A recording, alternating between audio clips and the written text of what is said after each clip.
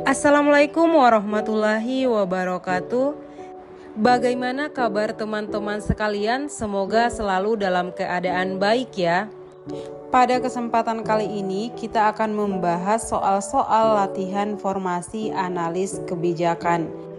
Sebelum lanjut, di sini kami menyediakan e-book untuk formasi analis kebijakan bagi teman-teman yang mau mengikuti seleksi P3K maupun CPNS di tahun 2024. Di sini teman-teman yang akan Anda dapatkan itu adalah materi untuk formasi analis kebijakan, ada latihan soal beserta pembahasan yang sudah sesuai dengan FR soal asli.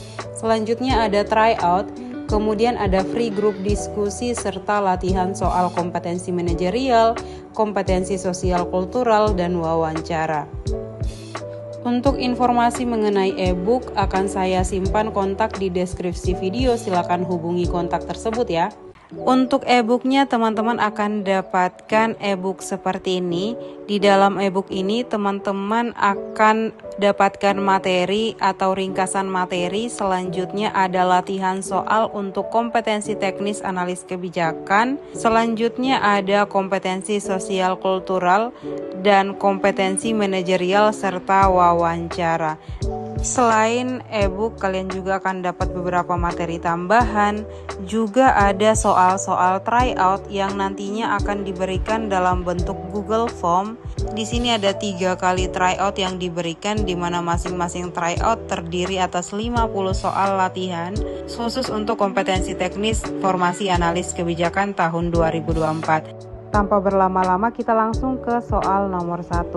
Seorang analis kebijakan harus mampu menganalisis apakah sebuah kebijakan telah menunjukkan kinerja sesuai tujuannya dan seberapa besar dampak kebijakan bagi permasalahan yang ada. Hal ini dibutuhkan A. Monitoring dan evaluasi kebijakan, B. Analisis terhadap isi kebijakan, C. Analisis terhadap batasan kebijakan, D. Analisis terhadap dukungan kebijakan, atau E. Analisis terhadap pembuat kebijakan. Saya berikan waktu sebentar untuk menjawab. Oke, langsung kita jawab. Jawaban yang paling tepat adalah A. Monitoring dan evaluasi kebijakan. Jadi seorang analis kebijakan harus mampu menganalisis apakah sebuah kebijakan telah menunjukkan kinerja sesuai tujuannya dan seberapa besar dampak kebijakan bagi permasalahan yang ada. Proses ini dinamakan monitoring dan evaluasi kebijakan. Soal kedua, proses kebijakan menurut Dan memiliki beberapa tahapan. Tahapan ketiga dalam proses tersebut adalah A. Penyusunan agenda, B. Formulasi kebijakan, C. Adopsi kebijakan, D. Implementasi kebijakan, atau E. Evaluasi kebijakan. Silakan dijawab terlebih dahulu. Langsung saja kita jawab soal nomor 2. Jadi menurut Dan, proses kebijakan publik memiliki beberapa tahapan. Tahapan pertama adalah penetapan agenda kebijakan. Di sini dilakukan penentuan masalah publik apa yang akan diselesaikan. Yang kedua, formulasi kebijakan. Dalam proses ini, seorang analis kebijakan menentukan kemungkinan kebijakan yang akan digunakan dalam memecahkan masalah melalui proses forecasting. Kemudian yang ketiga, adopsi kebijakan. Di sini seorang analis kebijakan menentukan pilihan kebijakan melalui dukungan para eksekutif dan legislatif yang sebelumnya dilakukan proses usulan atau rekomendasi kebijakan. Tahapan keempat, implementasi kebijakan. Tahapan ini di mana kebijakan yang telah diadopsi tersebut dilaksanakan oleh organisasi ataupun unit administratif dengan memobilisasi dana dan sumber daya untuk mendukung kelancaran implementasi. Yang terakhir adalah evaluasi kebijakan.